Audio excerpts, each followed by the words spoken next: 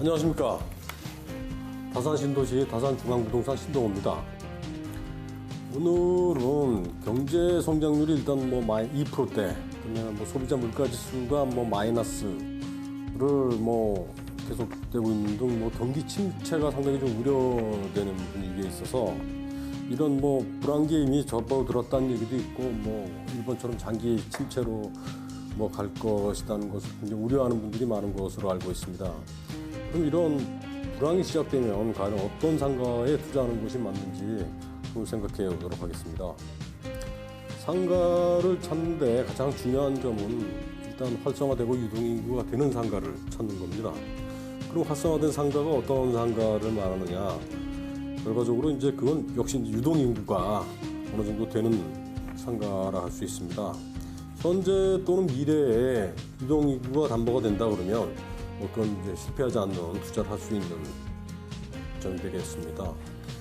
중요한 점은 또 하나는 이제 지속 가능성이 있느냐.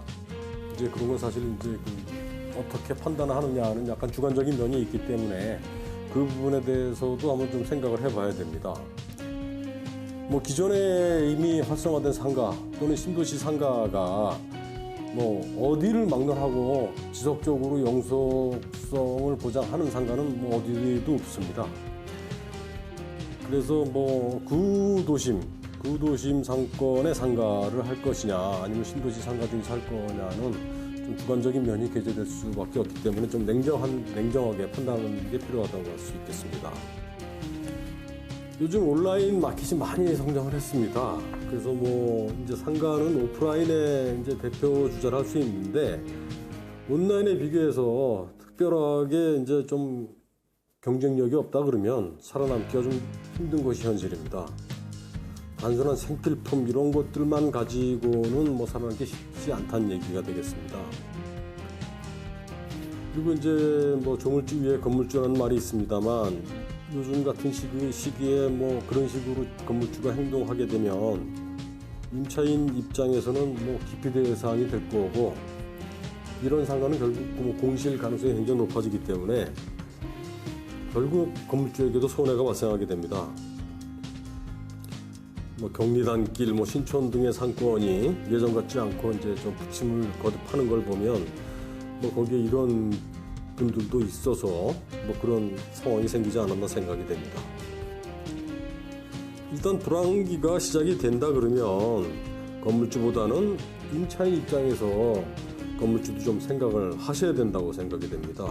그래야지 공실이 줄어들 수 있고 결국 그게 뭐 손해를 많이 줄일 수 있는 그렇게 생각이 됩니다. 임차인 입장에서 뭐 이런 부분을 고려해서 뭐 창업을 해야 될 거기 때문에 뭐 여러 가지 지원사항들이 좀 있어야 되지 않나 하는 생각들도 뭐 건물주가 좀 생각을 하셔야 된다고 생각됩니다. 전에 말씀드린 바와 같이 뭐 상가는 여러 종류의 상가가 있습니다. 뭐 단지 내 상가, 근생 상가, 그다음에 중진상업적 상가 등이 있는데요. 이제 그 단독 필지 상가들을 가끔 말씀하시는 부분이 있는데요. 이런 상가들은 사실 규모가 너무 큽니다. 물론 이제 거기에 맞는 자금을 갖고 계신 분도 있겠지만 뭐 100억 이상 되기 때문에 이제 그런 부분들은 좀 다가서기가 쉽지 않은 부분들이 있습니다. 그래서 이제 이런 부분들하고 그다음에 이제 신도시나 이제 일반 상업 일반 지역에서도 보면 1층인 이제 상가고 2, 3, 4층이 주택으로 되어 있는 상가주택이라고 하는데요. 그래서 이런 부분들의 이 상가 같은 경우에는 주택이 끼어있는 상가라서 전체를 이제 사가 매매가 되어야 되는 부분이기 때문에 그래서 그 부분하고 그다음에 단독 상가 이 부분은 뭐 제외하고 이제 상가를 한번 살펴보도록 하겠습니다. 일단 이제 먼저 말씀드릴 건 이제 단지 내 상가인데요. 아파트 단지 내 상가의 경우에는 가장 주의하셔야 될 부분이 고가 낙찰을 주의하셔야 됩니다. 지금 모든 아파트 단지 내 상가는 다 대부분이 일반 경쟁 입찰을 통해서 이제 매수자를 구하고 있습니다. 근데 이게 뭐 이런 상가들은 이제 기본 예가를 먼저 예정가입니다. 예정가를 먼저 정해놓고 이제 대상 분양 수분양자를 찾게 됩니다. 날짜를 정해놓고 그 당일날 입찰을 통해서 가장 고가로 쓴 분에게 이제 상가를 파는 경우인데요. 문제는 이게 이제 그 분위기상 여기서 사람들이 많이 모여 있고 그러다 보면 뭐 굉장히 좀 예정가보다 굉장히 높은 금액으로 이제 낙찰 많은 어느 정도가 아니라 많이 높은 금액으로 낙찰을 갖고 받으시는 분들을 보는데요. 이렇게 하게 되면 사실 그 수익률 맞추기가 쉽지가 않습니다. 그래서 일단 가장 주의하셔야 될 부분은 고가 낙찰을 주의하셔야 된다는 부분.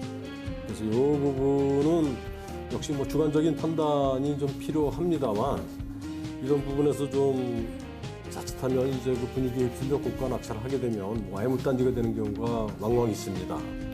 그래서 이건 보수적으로 좀 접근하셔서 뭐 분위기나 이런 거에 관계없이 고가 낙찰을 좀 주의하셔야 된다고 말씀드립니다.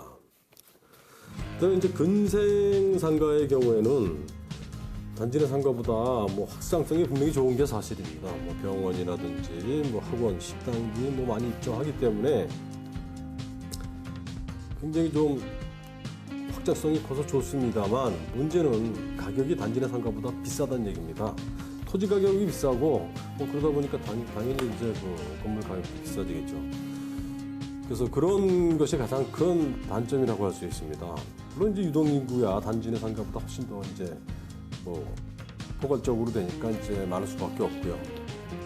그 다음이 중심상업지역인데요. 중심상업지역의 가장 큰 장점은 뭐 근생상가에 비해서 이제 용도 제한이 거의 없다는 점이 가장 큰 장점이 되겠습니다.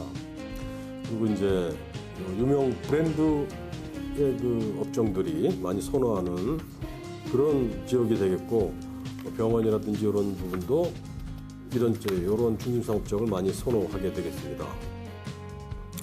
다만 이게 문제는 가격이 최고 비싸다 보니까 상권 형성이 좀 더디게 될 가능성이 높습니다. 지금도 문제가 되고 있지만 여러 군데 1층 상가들의 그 가격이 분양가들이 만만치 않기 때문에 뭐 거기에 따라서 이제 그 환산해서 보증금과 임대료가 이제 계산이 되다 보니까 상당히 좀 높은 수준을 형성해서 현재의 그 상황에서 좀 그런 부분을 감당할 수 있는 업종이 몇 개 되지 않는다는 게 좀 문제가 되고 있습니다. 사실 그 상가의 활성화 뭐 정도라든지 뭐 주 동선상에 있는다든지를 뭐 많이 이제 감안해야 될 부분입니다만 사실 더 중요한 것은 업종입니다. 임대차 되는 업종입니다. 업종이 과연 여기에 맞는 건지 아닌지를 좀 생각해 보셔야 될 부분입니다.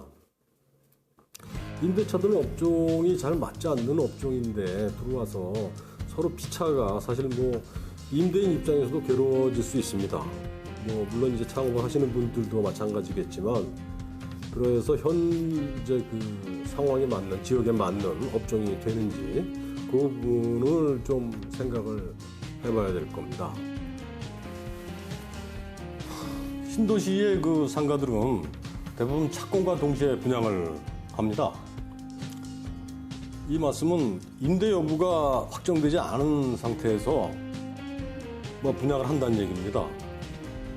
하지만 이런 상가들은 큰 위험성을 내포하고 있습니다. 임대차가 준공 전까지 이루어지지 않는다 그러면 준공 후부터는 상가의 관리비, 뭐 상가 분양에 따른 이자 등 모두 투자자가 부담해야 된다는 얘기입니다. 상가 준공 전까지 임대차가 분명 뭐 맞춰지고 뭐 전매도 가능하다. 그래서 절대로 손해 볼 일이 없다. 그 말을 뭐 많이들 합니다만 뭐 그 말을 곧이곧대로 받아들이다간 굉장히 좀 곤란한 경우에 처하게 됩니다. 상가 분양 계약서에 지금 말씀드리는 뭐 임대차나 전매에 대한 내용이 뭐 들어가 있을까? 뭐 들어가 있으면 되는 거 아니냐. 근데 그렇게 내용이 들어간 분양 계약서는 뭐 보지 못했습니다.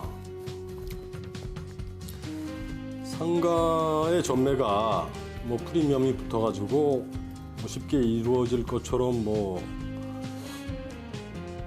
얘기하는 것과 함께 미래 뭐 상가 임대료 수준이 뭐 어떻게 얘기를 하는 부분하고 는 상당히 좀 괴리가 있을 수 있기 때문에 이런 부분은 명심하고 뭐 상가 투자에 접근해야 됩니다.